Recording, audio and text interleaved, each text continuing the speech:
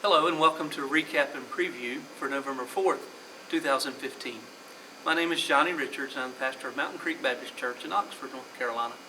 Each week we try to recall what we talked about this past Sunday, and we also talk about what we're going to look at the next Sunday coming up. And this past Sunday we began a new sermon series, and we're going to be looking at a man by the name of Gideon.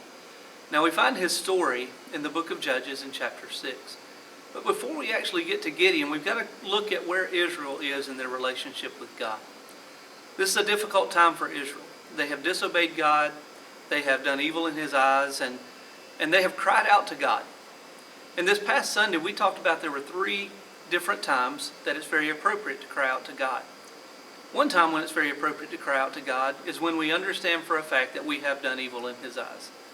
Now the Israelites, they did evil in His eyes by worshiping other gods or the golden calf, or putting idols before God.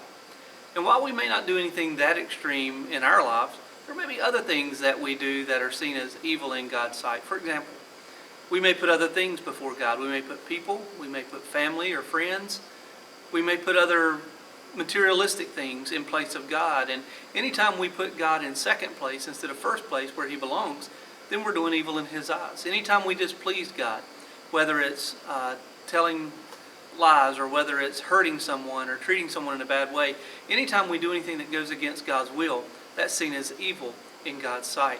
So one time it's very appropriate for us to cry out to God is when we do evil in His eyes, and then we cry out for forgiveness. There's a second time when it's very appropriate that we cry out to God, and that is when God allows tough things to happen in our lives. You see, God at times is not going to stop tough things to happen in our lives. They're going to happen, and we just have to endure them. We just have to trust God will take care of them. We don't understand why things happen in our lives. We don't understand why people get sick with terminal illness. We don't understand why people get Alzheimer's. We don't understand why people are shot and killed. We don't understand all of these things. But what we have to understand is that God loves us, and we can trust Him, that He's always in control no matter what it looks like in life. And so what we have to do is cry out to Him when He allows things to happen to us. Cry out to Him and tell Him our hurt and tell Him our pain. So it's very appropriate for us to cry out to God. There's a third time where it's very appropriate for us to cry out to God, and that's when we realize we cannot handle it on our own. You see, the Israelites, I'm sure, had tried to do things their own way. I'm sure they had tried to solve things their own way with the Midianites coming and hurting them and just being oppressive to them. I'm sure they tried to do things their own way, but they couldn't. And it came to a point in their lives when they decided we need to cry out to God. Well, we're like the Israelites. There are times we try our best to take care of things on our own. There are times we try our best to handle things on our own.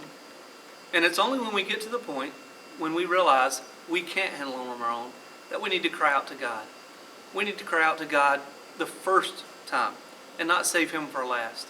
But let Him know how we're hurting. Let Him know that we can't do it on our own, and we need Him to help us as well. That brings us to this week coming up. This week we continue in Judges chapter 6 as we look at verses 7 through 11. And what we're going to look at in Judges 6, 7 through 11 is the fact that when the Israelites did cry out to God, they came to a certain point in their relationship with Him. It's what I call the crossroads of reality.